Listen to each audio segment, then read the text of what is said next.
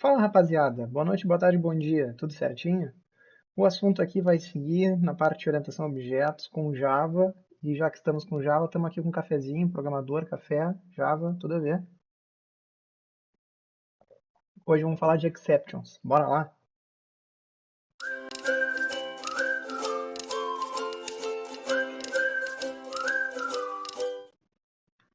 Então, gente, a gente vai aprender como tratar os erros, né, dentro do Java no contexto de orientação a objetos. Esse é o assunto da aula de hoje. Vamos ver aqui qual é o roteiro. Uma rápida introdução, né? Falando sobre tratamento, tratando as nossas exceptions, quais são os tipos de exceptions que existem, como que a gente lança exceptions, cria uma própria exception e depois conclusões. Então são esses temas que a gente tem para abordar. Introdução. Então primeiro vamos conceituar o que são exceptions, o que são erros, essas coisas, né? Exception nada mais é, né? Então exceção nada mais é do que um erro que ocorre durante a execução de um programa. Então o programa vai estar executando, e em algum momento alguma coisa acontece errado, né? E o programa, se não tiver um tratamento desse erro, ele pode parar de executar.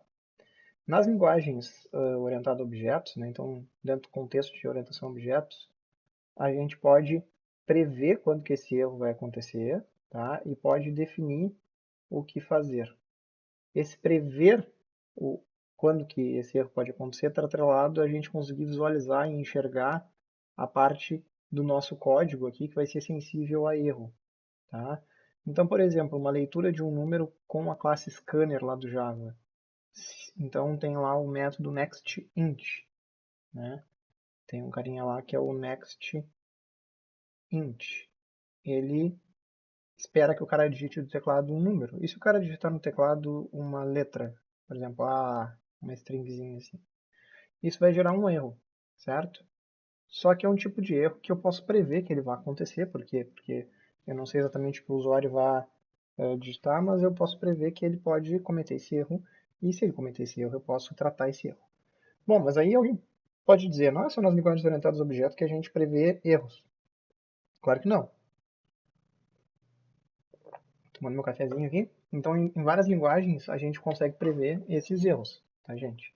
Só que aqui tem um modelo e algumas estruturas da linguagem que são específicas para isso. Então, eu vou apresentando essas estruturas e depois eu vou tentar retomar essa vantagem dentro da orientação a objeto. Tá? Aí, falando sobre esse definir o que fazer, é simplesmente tratar. Peraí, deixa eu voltar para o marca-texto. Tratar o erro. Tá? Então a gente vai dizer o que vai acontecer caso aquele erro aconteça, né? Então a gente identifica o código, identifica o tipo de erro e define o que fazer. Então, um exemplo, para aquele exemplo ali, avisar o usuário que a entrada digitada é indevida. Então, se ele digitou a que nem eu coloquei aqui, esse formato aqui é indevido, eu aviso ele, printo uma mensagem, eventualmente posso pedir para que ele informe outro valor. No Java, sempre que uma exception ocorre e não é tratada, ou seja, não tem essa parte do tratamento, o programa é finalizado e a pilha de execução, o stack trace, né, ou a pilha do rastro, também chamada, é impressa no console, junto com o tipo de exception e o local do código. Então, muitas vezes você já deve ter gerado esse tipo de erro, né, quando vocês estão fazendo os códigos de vocês, e aparece lá não sei o que exception. Por exemplo, quando eu tento acessar uma posição do vetor que não existe, ele vai dar um array out of bounds exception, e ele vai dizer, ó, tu tentou fazer isso aqui nessa linha e isso deu um problema. Só que muitas vezes esse problema é dado dentro das classes, por exemplo, dentro do scanner, do input, ele vai mostrar qual método chamou qual método, né, lá dentro da classe scanner que gerou o problema, até a parte do código nosso, né, que a gente fez que gerou o problema. Então, por isso que é a pilha de execução. O nosso código vai estar chamando um método lá da classe scanner, que por sua vez eventualmente está chamando outro método de outra classe, ou da própria classe scanner, e aí lá dentro quebrou, lá dentro deu problema quando ele tentou transformar aquela string para inteiro. Vamos seguir aqui. Então, um exemplo de um código pode dar erro, né? Eu já citei ali, mas vamos deixar mais formalizado, né? Se eu tiver lá um scanner, né? Então eu tenho uma entrada que é um objeto da classe scanner, aqui eu estou tentando ler o próximo inteiro, E esse código aqui é sensível a erro, porque eu não sei, não tem como prever o que vai ser digitado. Eu espero que a pessoa digite certo, mas a pessoa pode digitar errado. Então, se o usuário não digitar o número, o programa irá parar de executar levantando, a gente usa esse termo, né, levantar uma exception, a exception java.til.inputMismatchException. Tá? Então, vai printar, dentre outras linhas, uma linha nesse formato aqui, ó, exception thread main, né, se isso aconteceu no main, java util input mismatch exception, né? Então, ele gerou essa exceção. Esse aqui é o nome da exceção. Percebam que ele é uma classe, né, que está dentro desse pacote aqui, java.util. Né? Input mismatch exception é porque o cara colocou no scanner lá um valor errado. Né? Então, o valor de entrada, um input mismatch exception. Se prevemos a possibilidade desse erro ocorrer, podemos também prever uma solução. Então a gente consegue, se a gente prever, ó, quando isso acontecer, faz dessa maneira. Né? Claro que eu poderia, por exemplo, em vez de usar o nextInt, usar o nextLe, verificar, ou então usar aquela classe resInt, resNextInt, e assim por diante. Tem outras formas de eu fazer, só que tem isso para esse exemplo, né? Que esse exemplo é bem simples, mas em outros exemplos eu não tenho como fugir do tratamento de exceções, né? Até agora a gente tem fugido, né? Os códigos que a gente fez até agora não trabalham com essa ideia, mas eles é importante a gente prever isso, é uma das partes importantes da parte de orientação a objeto. Então a gente tem para começar a falar sobre essas exceptions no Java, é legal a gente começar a falar sobre a hierarquia das classes de erros e exceptions dentro do Java. Tá? Então em Java, toda exception é um objeto. Né? Então se é um objeto, ela é uma instância de uma classe e essa classe ela vai herdar direta ou indiretamente da classe throwable. Então essa classe aqui, a throwable, ela é a classe pai de todas, a superclasse de todos os erros em Java. Tá? Ela herda de object, né? Só estou mostrando aqui porque a gente já sabe que todas as classes herdam de object, mas isso aqui é meio, poderia até deixar implícito essa parte aqui do object e não mostrar isso aqui dentro dessa hierarquia. Mas como eu estou mostrando a hierarquia de maneira simplificada, tem mais coisas, mais ramos para baixo, que depois eu vou mostrar, eu estou mostrando junto com o object. Então, basicamente, ela tem dois tipos, né? Ela tem o error e o exception. O error, gente, a classe error, define erros irrecuperáveis, tá? Ou seja, são aqueles caras que eu não consigo prever uma solução, né? Eu não consigo desviar daquele problema e seguir executando. Então, ele vai interromper a execução, não tem o que fazer. Normalmente eles são atrelados à execução da máquina virtual do Java. E um exemplo desses aqui é o Out of Memory Error. Então, se acaba a memória que eu preciso, né, não tenho mais memória para continuar executando aquele processo, eu preciso de mais memória para definir mais variáveis, por exemplo, e eu não tenho essa memória disponível, ele dá um out of memory error, e aí a execução daquele processo para. Né? Então, normalmente a gente não se preocupa com esse tipo de erro, mas eles existem, é bom de saber, e eles são irrecuperáveis. Então, se isso acontecer, a gente tem que analisar por que isso está acontecendo, né? Por que tá faltando memória para executar o nosso programa, por exemplo. Então, eventualmente, a gente tem que executar o nosso programa dando um maior tamanho de memória disponível para que ele possa executar. Enfim, tem várias coisas que se pode fazer, mas não dentro do contexto de programação. Já os erros ou exceptions, né, que derivam aqui da classe exception, desse ladinho aqui, ó, daí todos esses aqui são erros recuperáveis, ou seja, são erros dentro do meu programa, né, que eu posso, né, eu tento fazer alguma coisa no meu programa, eventualmente pode gerar um erro, então eu posso ver o que eu faço, né, tipo, eu digo que não consigo, mas eu não preciso finalizar a execução do programa. Então, para esses erros, esses vão ser mais importantes para a gente, porque a gente consegue definir tratamento, né? Então, sob o ponto de vista da construção dos algoritmos, saber as possíveis exceções aqui vão ser mais importantes do que os erros. Mas em outras linguagens até se confunde esse conceito de erro e exception. Então não é um conceito direto assim, de orientação a objeto, né? Depende dentro essa aqui é a hierarquia de classes do Java. Então, dentro do Java, quando eu falo, né, da classe error, eu estou fazendo referência a erros irrecuperáveis e da classe exception são os recuperáveis. Então, um exemplo desse cara é o input mismatch exception, que é a exception que a gente acabou de ver ali em cima na classe scanner, né? Quando eu digito um valor que não é o esperado, né? Estou esperando um inteiro, eu digito uma string alfanumérica, enfim, que não é só de números, ele tenta transformar para inteiro, não consegue, então dá um input mismatch exception, né? Problema no input que eu passei.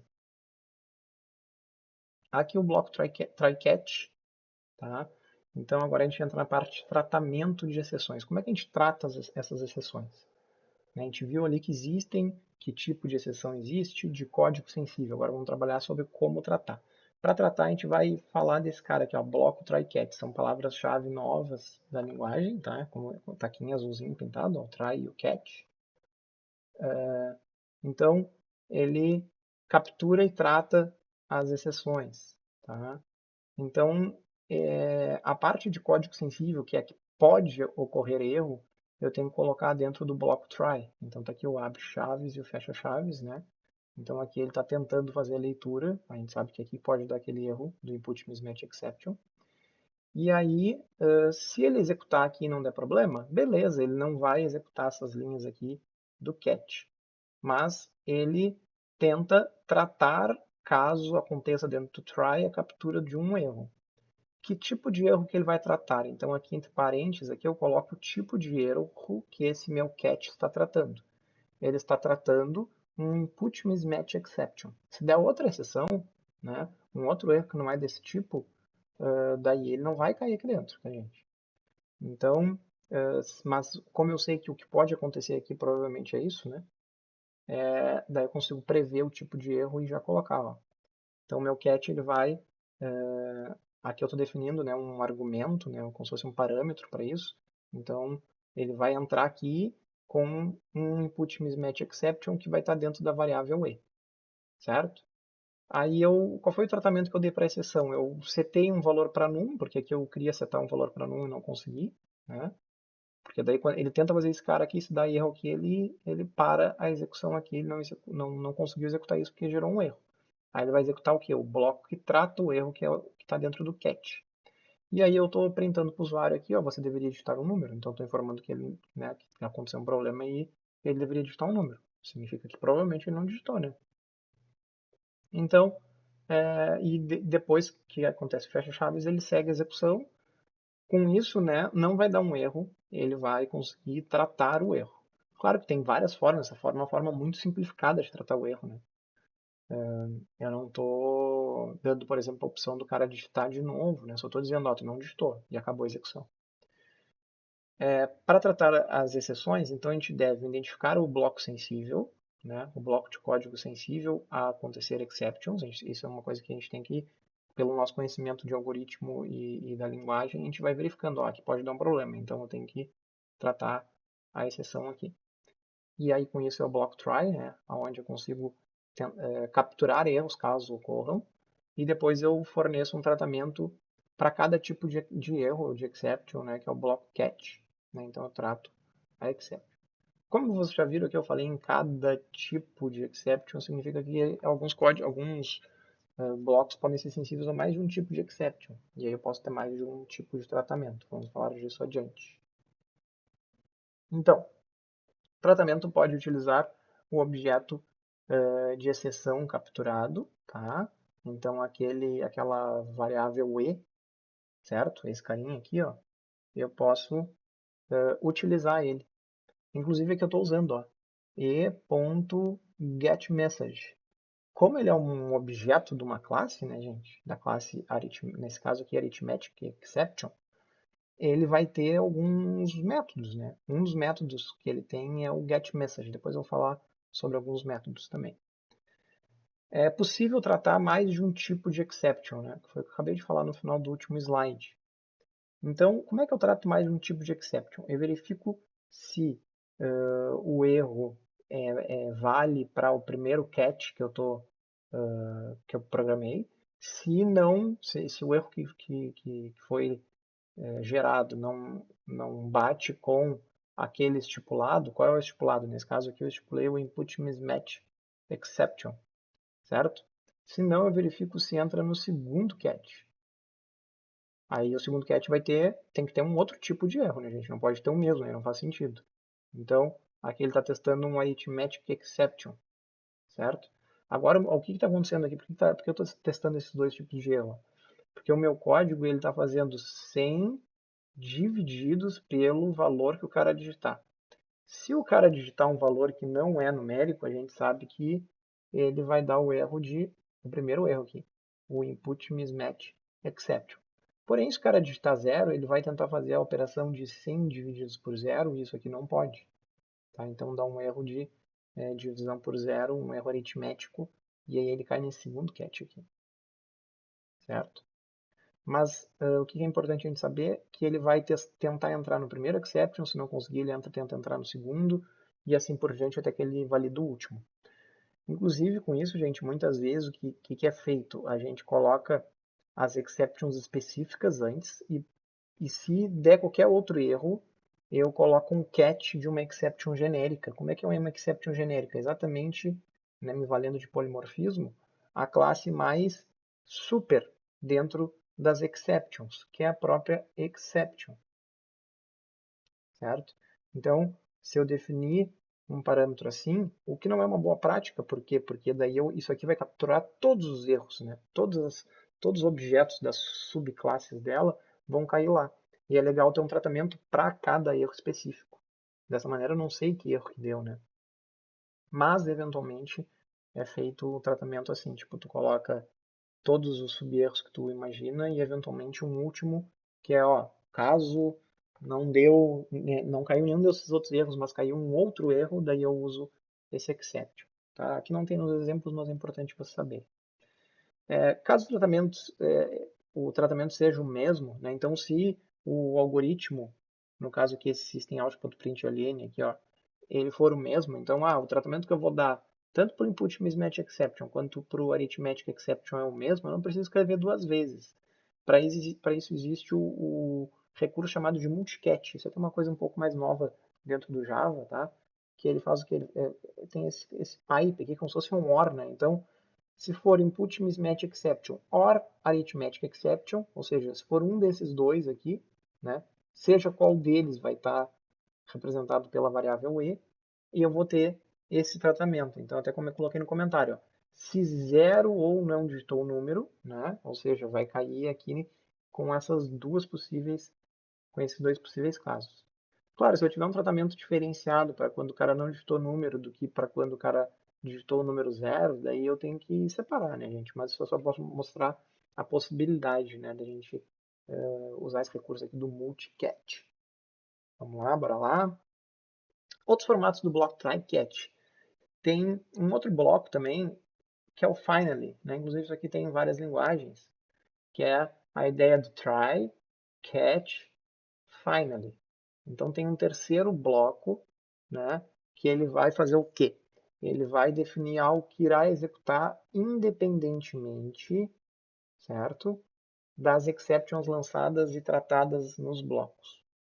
Tá? Então, aquele cara, é como se fosse uma linha de programação que eu gostaria de colocar no final do try, mas caso desse erro ele não conseguisse chegar lá no final, eu também ia colocar no final do catch. Então, para evitar essa réplica de uma linha aqui de código aqui no try, uma linha de código aqui no catch, eu coloco essa linha no finally, certo?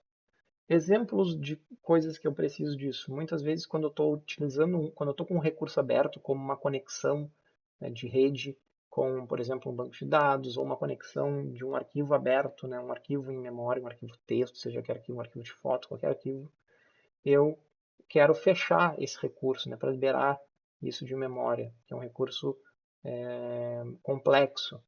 Então, muitas vezes esse recurso tem aí um ponto close, por exemplo, né, que seria um cara para fechar, e aí, se der erro antes, eu não consigo fechar, né? Então, muitas vezes é interessante a gente utilizar o finally que diz, ó, fecha, independente do que aconteceu ou do que tratamento de exception tu deu.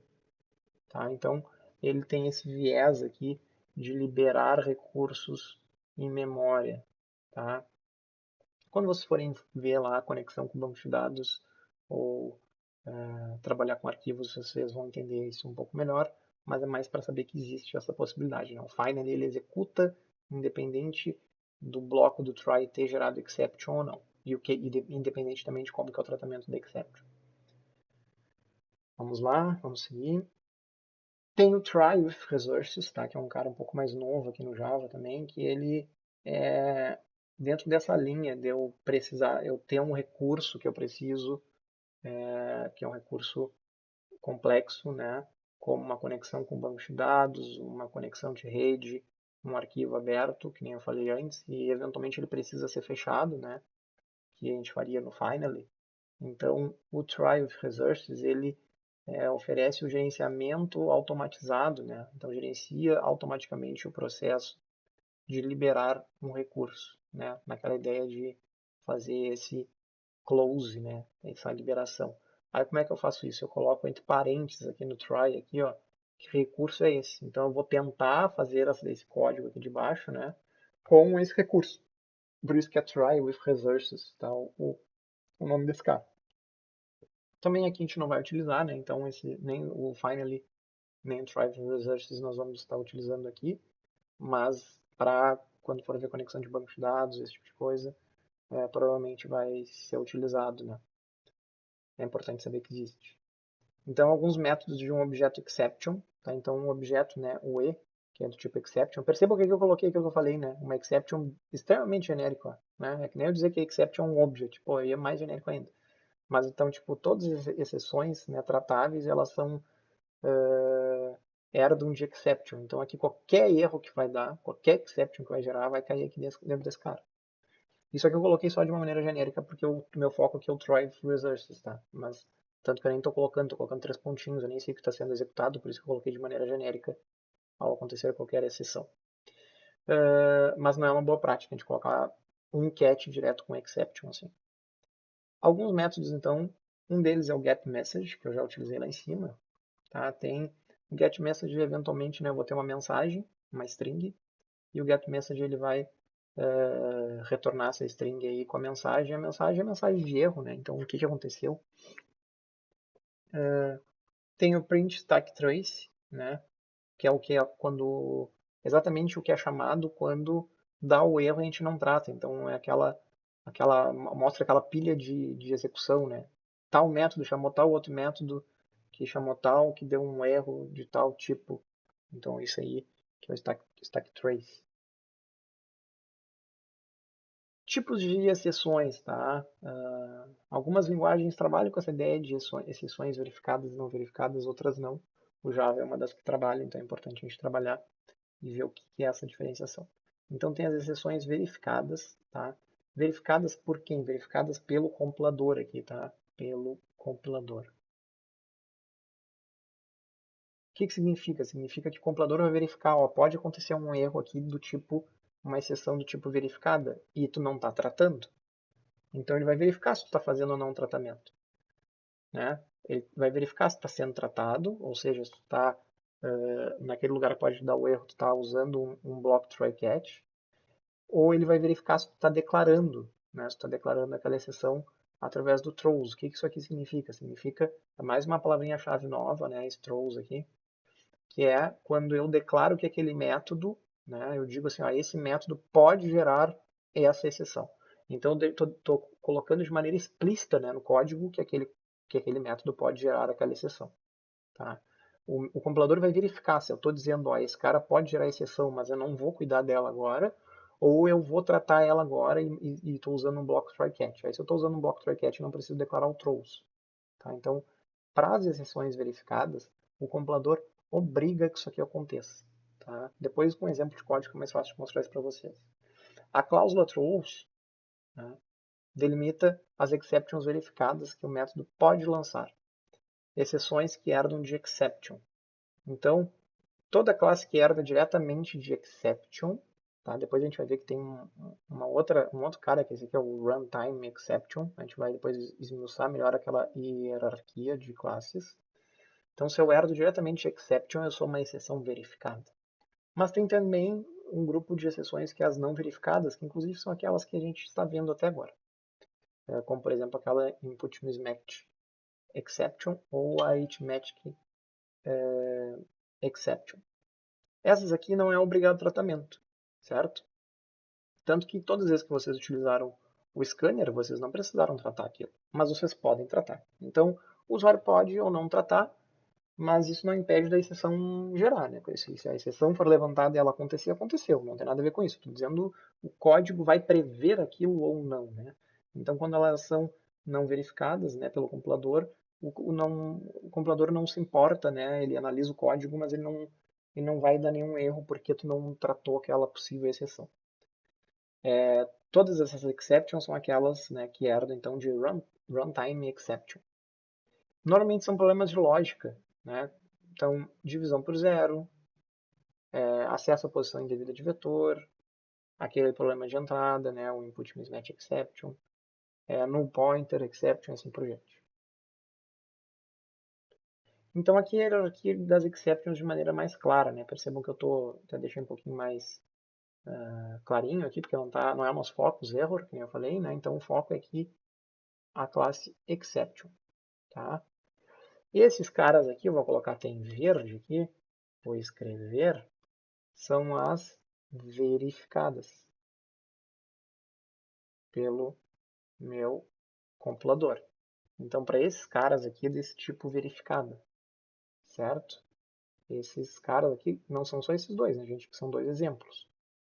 Então, file not found exception, SQL exception, tá? Tem as runtime exception. Para essas aqui, vou colocar em vermelhinho,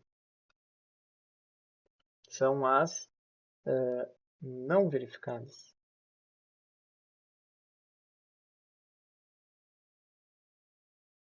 certo? Vamos marcar aqui, grifadinho, que nem essa outra. Vamos ver se vai ficar quadradinho, bonitinho. Acho que não, porque dei essa curva aí gigantesca agora. Não, ficou feio. Mas o que importa é que vocês entenderam, né, gente? Então essas aqui são, todas herdam diretamente de runtime exception, por isso elas são não verificadas. Essas outras aqui herdam todas de exception, por isso elas são verificadas. Vamos ver o que é cada uma delas aqui. Esse carinha aqui, ó, a gente já viu, né? Então, o input, não, a gente não viu. Esse aqui é o illegal argument exception. Esse aqui é quando tem um parâmetro, problema no parâmetro, por exemplo. Então, quer dizer que aquele parâmetro ali, ele é errado. A gente pode utilizar esse cara aqui bastante para as nossas classes, quando o cara, por exemplo, faz um set de um valor e o valor é indevido. Um input mismatch exception é o cara que gera lá na classe scanner, né? Então, um problema de entrada, né, de input de dados. O null pointer exception, esse cara aqui, por exemplo, se eu tiver um objeto de pessoa, de qualquer classe, né, que eu não inicializei, depois eu tentar acessar, né, eu não dei um new no cara, eu tento fazer p.get alguma coisa, né, get nome, por exemplo, isso aqui vai dar um null pointer exception. Por quê? Porque o p aqui ele está nulo, né? Então, eu não dei um new ainda. Ele gera esse null pointer exception. Um arithmetic exception é o exemplo aqui, é um problema de aritmética, né? Uma exceção do tipo aritmética. Por exemplo, divisão por zero. O array out of bounds exception. Então, vamos dizer que eu tenha lá, né, criado um vetor lá com new de int de 10 posições, né, no meu vet. E aí, eu tentar acessar a posição número 15. Então, isso aqui não vai dar, né? Vai dar um array index out of bounds exception. Eu não posso acessar, tem que acessar da posição 0 até a 9, se o cara tem 10 posições. Lançando exceptions. Então, além de tratar exceptions, podemos dizer que em pontos do código uma determinada exception ocorre. Então, a gente vai, é a forma que a gente tem, né, lançar exception, é a forma que a gente tem como definir onde, né, quando, em que pontos, né, do nosso código alguma exceção vai acontecer. Como que a gente faz isso? Através do throw, certo? Basicamente isso. Então, o throw, ele vai definir lá, ó, por exemplo, public void metodinho. Então tem esse metodinho aqui, ele recebe um inteiro x. Vamos dizer que eu não possa ter um x menor que zero. Então se o x for menor que zero, só que tipo, dentro dos inteiros pode ter valores negativos, não tem problema. Então tipo, não vai gerar uma outra exceção do Java. Eu tenho que gerar a exceção porque é dentro da minha lógica, do meu método. Tá? Daí eu posso dar um throw aqui, ó, throw new ilegal argument exception. Tá? Então, percebam que como sempre é um objeto, né, de uma classe que herda de exception, tenho que dar aqui o new, né? Então, eu dou um new de uma classe. E aqui, ó, essa classe tem dois construtores, o vazio e o com valor. Quando tem valor, que valor é esse aqui? É o cara que vai estar acessível depois lá no meu getMessage. Né? Então, é a mensagem de erro. Esse cara aqui. Tá? Nem todos os exceptions têm isso. Tá? Umas são mais genéricas, não tem um construtor com isso, mas o ilegal argument exception tem. Tem uma outra forma de não exatamente dizer o ponto onde acontece uma exception, mas dizer que aquele método retorna, pode gerar erros, né, que é o throws, que esse cara aqui, ele é obrigatório quando eu tenho, né, é obrigatório quando a exceção que aquele método pode gerar é uma exceção verificada, aquelas que herdam diretamente de exception, não as que herdam de runtime exception que a gente viu no slide anterior, né. Então, como é que eu escrevo isso? Como é que eu coloco isso no código? Eu escrevo o metodinho e antes do abre chaves aqui, ó, né, entre o fecha parênteses e o abre chaves, eu vou colocar throws e entre parênteses aqui os tipos de exception que ele pode gerar, certo? Percebam que aqui eu estou usando duas exceções assim que são não verificadas. Eu posso usar as não verificadas, mas é obrigatório e vai gerar um erro de compilação se por acaso aquele código gerar uma exceção desse tipo que é do tipo verificada e eu não prever aqui. Se ele gerar de um tipo não verificada e eu não prever, não tem problema nenhum. Daí eu escolho se eu quero colocar ali ou não. Aqui não vai ser executado, é só uma marcação. Ó. Esse cara pode gerar exceção desse tipo. E aí, sempre que alguém for chamar esse cara, esse metodinho, né, ele vai ter que tratar essas exceções ou dizer que, né, se eu tiver um outro método, né, um método, vamos supor que eu tenho aqui, ó, um public void match2, né, que ele, em algum momento aqui, ele chama um metodinho, certo? Aí, nessa chamada do metodinho aqui, ele pode gerar uma dessas duas exceções, certo? E aí, ou eu coloco ele dentro de um try catch aqui, certo? A chamada desse método, que é o ponto frágil que pode gerar exceções, com um catch, obviamente, que capture essas duas exceções, né? Ou dois catches, ou um catch que captura as duas. Ou eu faço o try catch, ou eu coloco, né? Não fazendo try catch, não fazendo esse try catch aqui, eu posso colocar aqui de novo o throws. Né? Então eu posso colocar aqui que ele throws, arithmetic, enfim, né? Colocar aqui as exceções que esse cara aqui pode gerar. E ele pode gerar por quê? Porque ele chama metodinho que por sua vez pode gerar. Então tem esse negócio aí, né? Em algum momento eu vou ter que dar o try catch nesse cara. Né? No momento que eu dei o try catch, quem chama, aquela exceção já foi tratada, eu não preciso tratar mais. Mas enquanto a exceção não foi tratada, eu estou passando para cima, eu estou passando para quem vai chamar, esse throws é isso que ele faz. Ó. Ele diz assim, ó, quem chamar esse cara vai ter que cuidar dessas exceções. Então quem chamar metodinho se responsabiliza por tratar essas exceções. Criando uma exception, tá? Para a gente finalizar aqui. Então, sempre que possível, né, a gente vai utilizar uma das opções de exception definidas na biblioteca do Java. A gente viu ali algumas na hierarquia de classes, né, olhando a API do Java, vocês vão ver outros tipos de exceções. Eventualmente, vocês conseguem até pegar e simular o erro para ver que exceção vai dar para depois tratar aquela exceção. Então, é tranquilo de sempre que possível utilizar uma das exceções definidas na biblioteca do Java, porém, eventualmente, será necessário criar nossas próprias, ficou, né? Mas é próprias exceptions. basta criar uma classe que esteja, né, dentro da hierarquia de exception, né? Então, se a minha classe ela é uma exception, ou seja, para ter esse relacionamento de é uma exception, ela tem que herdar de exception. Ela pode estar, eu posso fazer o try catch com ela, não tem problema.